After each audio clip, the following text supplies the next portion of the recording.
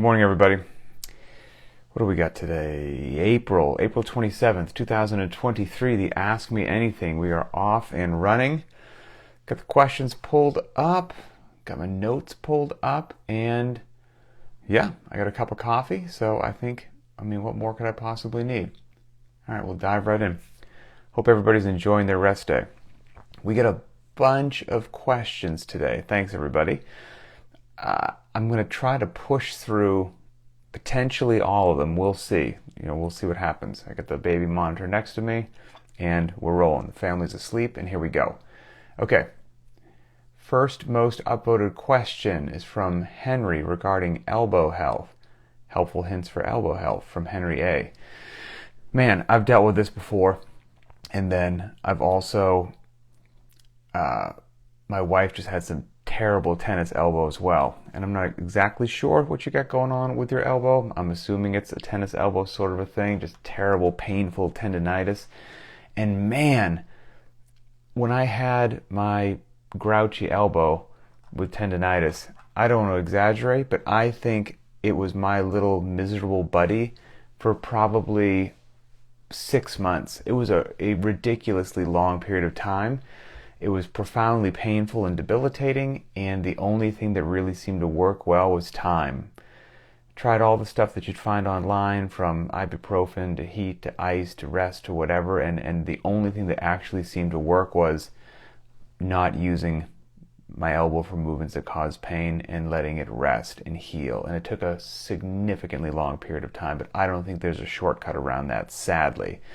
Now, obviously, something more significant is happening. I barely graduated college with a degree in sociology, so you may want to seek out a medical professional. Okay, let's see. And hey, with that elbow, one-arm stuff is your friend. Keep working your arm that doesn't have pain, and you won't turn into a lopsided athlete. I've never seen that happen to anybody, so avoid it and do some one-arm stuff for as long as you have to. I even did one-arm ring rows and things like that. All right, next most upvoted one from John W. What time are you getting up to start this broadcast? So we go live at 5:45 a.m. usually on Tuesdays for the Ask Me Anythings, and my alarm typically goes off at 5 a.m. on those days, and I hop out of bed, and then life is good. I see somebody commented they're on month 3 with elbow tendonitis and nothing works. It's miserable, but yeah, just try to rest it. So yeah, John, I get up at 5 a.m. for these. The rest of the family's asleep, which is great. Some of my favorite time in the household. The household's quiet. Got the whole place to myself. I can do what I want. And the rest of my family, my wife and our 2 boys, they're sleepers. Man, they would sleep till 11 a.m. every day. They can never get enough sleep. They just sleep like the dead. I'm actually quite jealous of that, to be honest with you. I'm not a good sleeper. Sleep is not my friend. I'm up early, even if I don't want to be. And I think I blessed or cursed my young daughter with that as well, because she doesn't seem to sleep in that frequently. So maybe her and I will be morning buddies. All right. Pauline asked about the origins of the name Linchpin. I know we definitely covered this on a show before. I couldn't tell you what one. But the short answer to that is, when I was searching for names for what I wanted to call my gym, I did a whole bunch of just research, what's a synonym of this, went down different paths, and somehow stumbled upon Linchpin. I think putting in words that I liked and then searching synonyms of those words led me to other words, and I searched synonyms of those words, and somehow Linchpin crossed my path. And I just really liked the word. I really liked that it was short, it was 2 syllables, that there was a physical object associated with that word, so that would work great for the symbol as well. And the symbol is actually beautiful. This circle with the pin through it. I liked it. It's very elegant. And the name Linchpin, you can search the definition for, but it's basically the critical element of something, like the most important piece of something. It's really important. And you'll hear people say, if you're discussing something and you're making a case or something, you're making an argument or something, and you come across the most important part, they'll say, this is really the linchpin of the whole thing. And that means, this is it. This is the most important part. So I liked the definition. I liked the symbol. Everything worked well. And hey, if you got your health, you don't have your health, you don't have anything, right? So it is kind of the linchpin of everything that we're doing. So it worked out pretty well. Melanie. Okay, here we go. Melanie H. Sorry, Coach, but I'm a planner and I have to ask. A couple of us have already started discussing Rogue in October. Do you have an inkling if you'll be attending? Is it too soon to ask? So, Rogue, I'm assuming we're talking about the Rogue Invitational this year in October. It hasn't been brought up yet, hasn't been chatted about at all. It's still a decent ways off in the future. I don't know if I've been to the last 3 or so. I can't even quite remember. But hasn't been brought up. I have to think, now don't quote me on this. I have to think that I will most likely be attending in one capacity or another. Beats me what that will be. If it will be on the Rogue side, will it be in broadcast, will it be on the BTWB side, helping out with things that we'll have going on there. I've got no idea, but I would tend to think I will most likely be there in one way, shape, or form. And every year that I go, there's a very decent Linchpin crew that I bump into all over the place, and it's absolutely awesome. And the Rogue Invitational, here's just a shameless plug for it.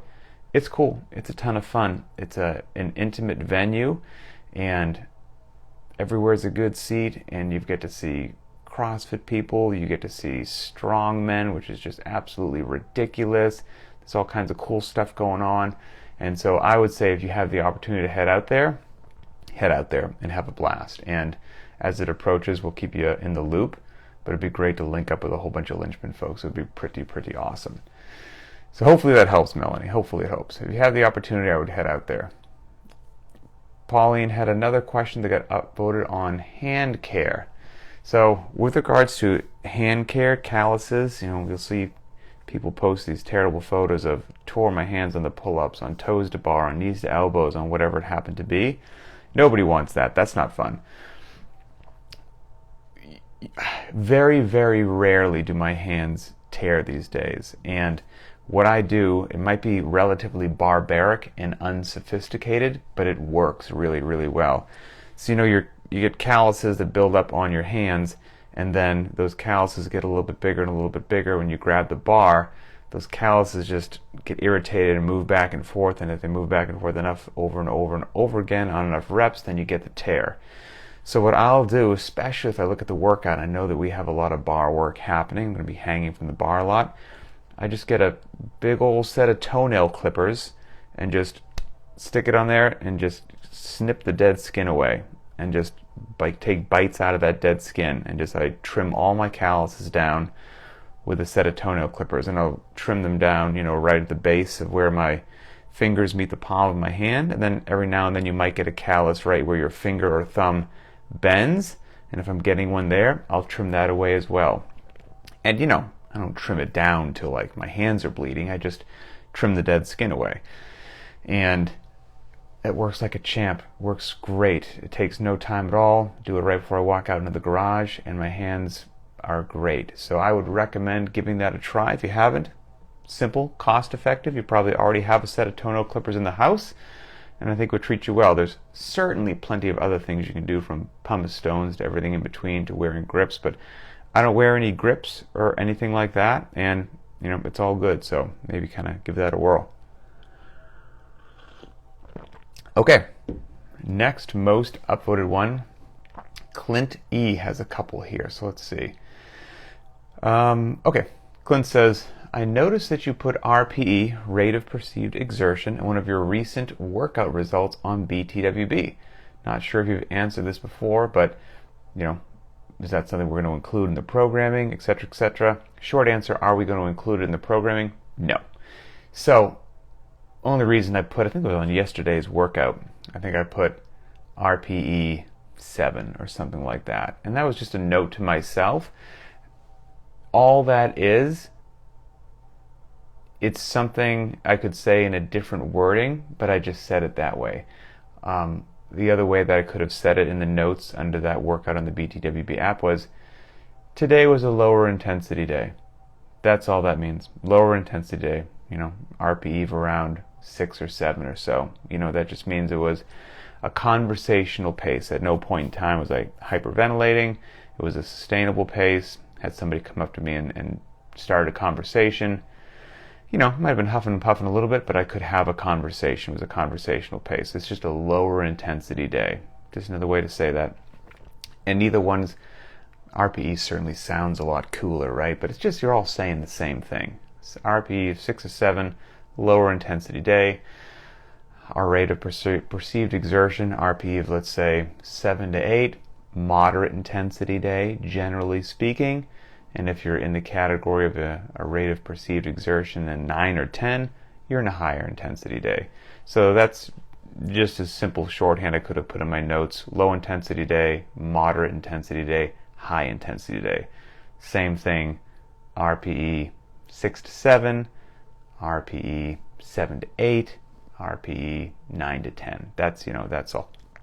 That's all that means. And what I would say is, one of the most critical aspects, we do a lot of educational stuff here at Linchpin. I try not to only put out, personally, what I believe to be the best workouts in the world. If I didn't think they were, I wouldn't put them out.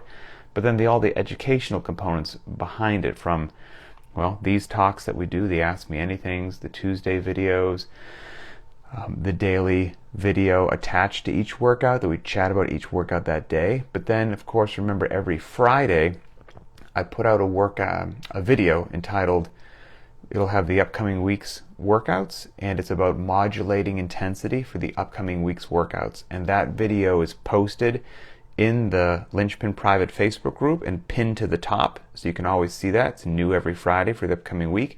And I also post that video every Friday in the BTWB Squads feature for Linchpin, so you can check that out as well. And, getting back to RPE and rate of perceived exertion, all that video is that I do every Friday is I look at the upcoming week's workouts, just quickly chat about what's happening on Monday, Tuesday, Wednesday, Friday, and Saturday. And then I just give my plan as to which of those days I think I will attack with high intensity, which days might be moderate, and which days might be low. And the critical thing is, those don't have to be the same days that you decide to go high intensity or moderate intensity or low intensity. That's not necessary. But what is important is that you have some sort of a plan, that you look at the upcoming week's workouts, look at your schedule, and you think, okay, man, this one's a wheelhouse workout. It's short and sharp. It plays really well to a shorter time domain, higher intensity. I'm going to stomp the gas pedal on this one. Check this one out. These are some movements that I kind of really struggle with. So you know what? This is not going to be a higher intensity day. I'm going to stick with it. It's going to be a lower intensity day, longer time domain. That's okay. Hey, this day is going to be this. But over the course of the 5 workouts that we do each week, and I say this in the video, I only really try to stomp the gas on 2 of them at most. Maybe 1 to 2, that's it. So at 2 out of 5, that's only 40%. So think about that for a sec. Most of the workouts that I do every week are not high intensity efforts with regards to my personal exertion on them. 3 out of 5 are not high intensity. Those 3 out of 5 will be moderate or low intensity workouts, and only 2 I try to stomp the gas. And so that's what's important, is you look at them and then you have a plan for them. And then also, don't fall in love with your plan, because maybe you look at something and it's a beautiful 21-15-9 couplet, and that's it, I'm going to go after it. Pat just gave me this hanging curveball right over the plate. I'm going to knock it out of the park. And then you just sleep terrible the night before, or you start to come down with a little illness or whatever it is, and you wake up the next day with some weird pressure that you're like, today's the day I told myself. It's got to be a high rate of perceived exertion day. It's got to be a high intensity day. No, it doesn't. You're always authorized to make a smart decision and not stick with a plan, even if the plan should be changed. And so I always say, no plan survives contact with the enemy. So as much as I will lay out my week, I also will pay attention to just how I'm feeling, how I slept, and all that good stuff. And I'll change if need be, because you know what? Fitness will be achieved. And you'll be totally okay if you go through an entire week, because maybe you're just not feeling it, and you do moderate all week long, and you even sprinkle in a couple low intensities. And then, get a little bit of wizard pepper back, and the next week you're back at it, and you're fired up, and you're hitting 1 or 2 high intensity. All good. But what I wouldn't recommend is that you walk out into the garage every workout, every day, and attack it like your hair's on fire and go high intensity. I don't think for most people that's going to be a sustainable, healthy, good decision. And so just for that, you should modulate your workouts from low to medium and high intensity, and life will be good. And like I say in those videos, just like we modulate so many other things, from time domains to movement selections to rep ranges to all that kind of a good stuff, modulating your intensity is also a good thing to do. So that's it. All right, let's see. Oh, okay. He also did ask a question that got upvoted about motorcycles. It says he used to ride motorcycles. Do you still ride? And if not, do you find that you miss it more around this time of year? I talk myself down from buying a bike once a year, and it seems like spring. You know what's funny? Well, first of all, no, I don't ride anymore. And I basically gave up riding when I got married and became a stepdad to my two boys, two awesome boys. I just didn't think that was the best thing in the world, because you know the deal with motorcycles. It also doesn't matter how amazing and capable and competent of a rider you are. All it takes is one knucklehead in a car, and you could be so talented on the bike, and that's it. It's over. And I had my fair share of bad things happen on motorcycles. Some 100% my fault, in full disclosure, and some not my fault. I'd had people run red lights and hit me and things like that. I mean, I had a lot of bad stuff happen on motorcycles, which means I'm just a slow learner, and I probably should have stopped riding motorcycles a whole lot sooner than I did. But yeah, once I got married, I hung it up. And to be honest with you, I don't miss it. I don't know what if that is. I closed the door on that, and I'm totally good to go with it. And my friends and I, back in the day, we did a lot of really stupid stuff on motorcycles. I mean, a lot of really stupid stuff. Those will be just lessons learned I'll share with my children one day. Okay, next most upvoted one. Let's see this here. This is from Simon E. It says, Pat, you've been programming for a really long time. How often do you create new workouts from scratch compared to reusing workouts in the previous programming increments? Good question. Well, I guess I can answer that, and you can kind of see that for yourself. So anytime a workout gets posted and there's a compare to date, that by its very nature means that that workout has appeared before. And if you see a workout come up and there is no compare to date, that's one that just got created on the spot. And it depends on the week. I'm going into a part here on my computer to check out. Let me see here. Stand by. I'm trying to get to this week. Where are we? So we're in April. Okay. All right, let's see. So this week, I'm looking at this week, which started with Monday, April 24th.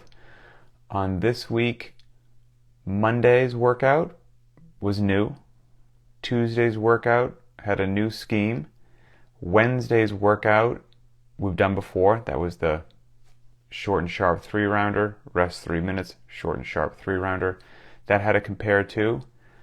And then Friday's workout has a compare to, and Saturday's does not. So just take this week, for example, there's 5 posted workouts. 2 have a compare to date and 3 do not. And I would think that sort of a percentage or a ratio would be somewhat typical. Maybe some weeks a bit more, maybe some weeks a bit less, but on average I bet a couple of workouts every week have a compare to date, and that just happens to work out. Well, first of all, a compare to date's a great thing, right? To go back and see, hey, I've done this workout before. How did it go compared to last time? I think it's an error personally that some people don't repeat benchmarks. I don't agree with that. I don't think that's a good way to gauge progress. I think repeating benchmarks, whether you created them or they're classic benchmarks, I think it's a very critical, important thing to do. And I never put in a benchmark or a repeat workout just for the sake of putting in a benchmark or a repeat workout, or to, save myself time coming up with a new workout. Coming up with new workouts is super fun. If a workout makes another appearance, there's a compare to date and we've done it before, it's because when I'm laying out the upcoming 4-week block of programming and I'm laying out what we need to do go from a very global perspective down to more nuanced perspective, and Maybe there's something which has to be a pull from the ground, mixed with a midline component, mixed with rower, just whatever. And I'm putting those blocks in, and I'm polishing them and moving them around. And then as I start to say, okay, those are the big picture items. Okay, here are the time domains that would make sense, or loadings, whatever it happens to be. Then I'll go back probably about 6 months into history. Try to find. I will try to not find a workout that's younger than 6 months old. Let me put it that way. Go back about 6 months and see, does something fit some of these? Because if we did something that fits some of these and they're a beautiful fit and they happened about 6 months ago, well, that's a nice time domain to bring something back up, see how people did. But it has to fit the intent of that day. Period. End of story. If it doesn't fit the intent of that day, we're not going to use it. And if nothing fits the intent of that day, something new is going to be created. And if something fits the intent of that day, but we did it 6 weeks ago, well, that's too soon. We're not going to do that either. And so there's this beautiful little dance you do to make sure that you're covering your bases there, repeating things at an appropriate cadence, and then creating new things, absolutely when needed. So it's all part of the fun process. All right, let's see here. Next most upvoted one, Andrew G. Let's see. Oh, yeah, nutritional supplements. What are your pre and post workout nutritional supplement routines? Are you pretty strict with them, or is it more of a if there's time scenario? I have no pre or post workout routines with regards to nutritional supplementation. I don't drink a certain thing within a certain amount of minutes before or after the workout. That doesn't happen at all personally. And I'm not saying that there's no value in that. I'm saying I just don't do it. And I generally just don't do it because life's hectic and crazy, and I get in the workout when I can get in the workout, and a shocking amount of time. I work out so often on a full stomach, which I'm sure there's always literature on both sides of something, so I'm sure there's some literature that is great and some literature that you're diverting all your energy and blood and somewhere else and you're going to have a mediocre workout. I just do what life allows me to do so I can get my darn workout in, manage my family, get the work that I have to do, and very, very frequently, I'm going to try to work out when our little girl is taking a nap. She goes down around 12, and so that's often also when I'm trying to eat and get away from the computer, and so it's not uncommon for me to put her down for a nap, walk into the kitchen, slam a quick lunch, and then just bolt out into the garage on a full stomach and work out on a full stomach. And this might be something that, well, I would say it definitely is something from many, many years ago, but affects me to this day. Back in the good old days of BUD/S, SEAL training, the chow hall for where BUD/S occurs out there in Coronado is about a mile away from usually where you're hanging out. It's on the other side of the street, other side of the bay, so the galley, I guess, as we call it in the Navy. But the chow hall is like a mile away. And so you have to jog there for breakfast, lunch, and dinner. And so you're doing whatever you're doing on one side of the base. Hey, it's time to go to breakfast. Jog a mile, eat, jog a mile back to where you hang out.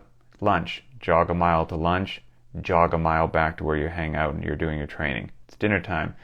Jog a mile to the galley, jog a mile back. So you jog 6 miles a day, and that does not count towards your daily running that day. That's considered that you ran 0 miles that day. That's just hey, you have to eat.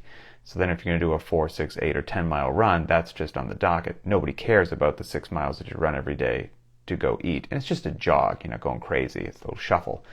But it adds up, obviously. But for every single one of those, you're slamming down food, and then you're bang right at it out the door, jogging back to where you need to go. And I think I just got really used to, on a full stomach, I can just go out and do it. And so I don't care if it's the workout of the day is 6 by 400 meter repeats. I could eat a full lunch, walk out the door, and do 6 by 400 meter repeats. That's just what I do. And I will say I don't have really any history of taking nutritional supplements at all, but I did recently buy some protein powder. I will be very open and honest about whatever I'm doing. I share all my stuff with all of you. And I did that just to make sure that by the end of the day, I'm getting enough protein in by the end of the day. And on days that I don't feel like I did, slam a protein shake. It's a chocolate peanut butter flavor, and it's delicious. I have it with milk, and it tastes like a dessert, and so it's fantastic. Okay. I see that my little girl just woke up, as I said at the beginning of this broadcast. I think her and I are the morning people in the family, and that's just how it is. So I'll see she's very content as I look at her right now on the baby monitor. She's just cuddling with her puppy, so that's good. So I think she'll let me get through another couple questions here. All right. Marius M. Rest days. Active rest day. How should it be done? Love it. So for an active rest day, just don't turn it into a workout. There's so many things that you can do. That's going to be, we talked about that whole rate of perceived exertion thing earlier, like you're in your 6 or 7 range, aka low intensity, aka conversational pace. If you're doing something on an active rest day, I would highly encourage you that it's a low intensity day. Do not stress yourself out. Move the body. It's a great day to practice technique. Hit the Bergner warm-up, work on your handstand walks, whatever it happens to be. Light bike, light jog, light row, some light air squats. If you've got your legs are a bit sore or your whatever is a bit sore from something that we've done, movement is medicine. And an active rest day where you actually move those sore muscles around a little bit, again at very low intensity, will probably leave you feeling even better the next day compared to not having used those muscles at all, and they just feel like cement the day after that.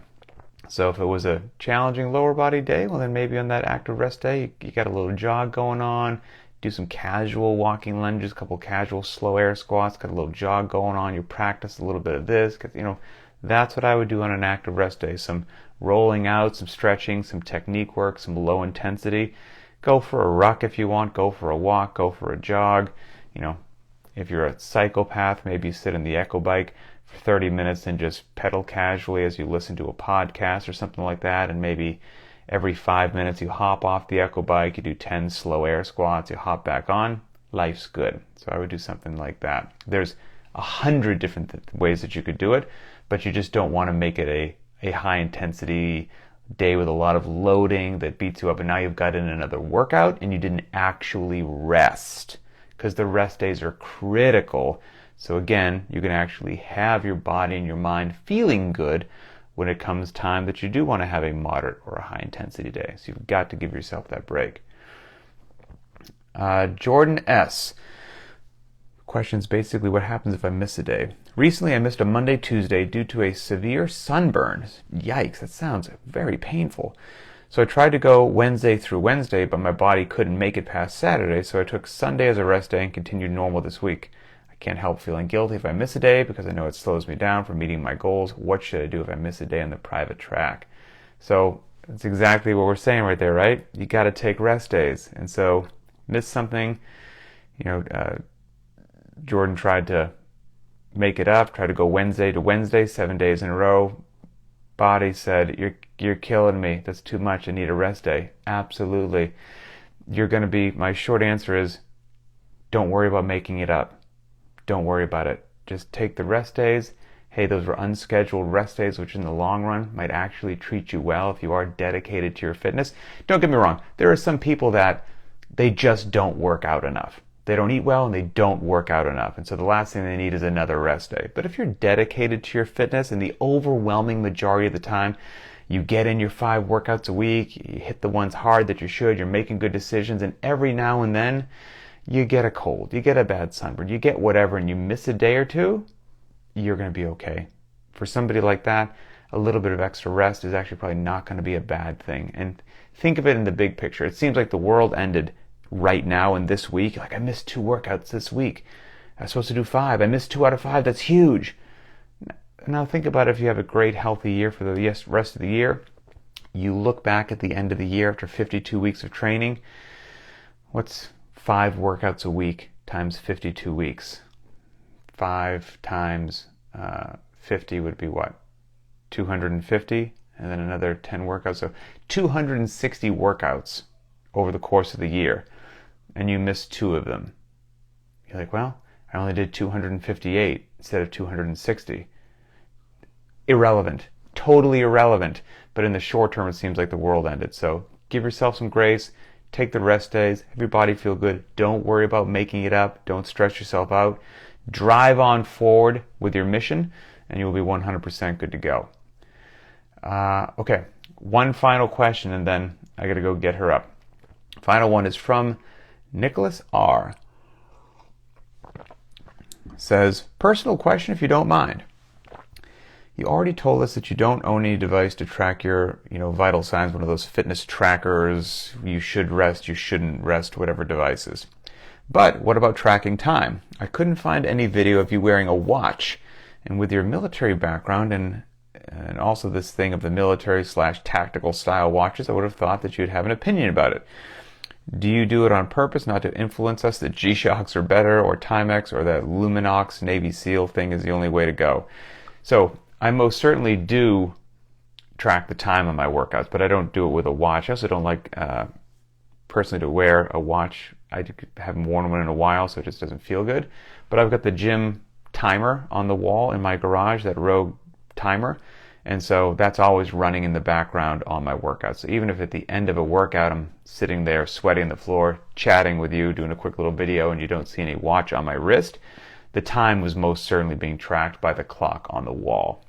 And so that's always happening. And if that's not there, I've got the clock on my phone. I think since every phone in the world obviously doubles as a clock, so I kind of stopped wearing watches.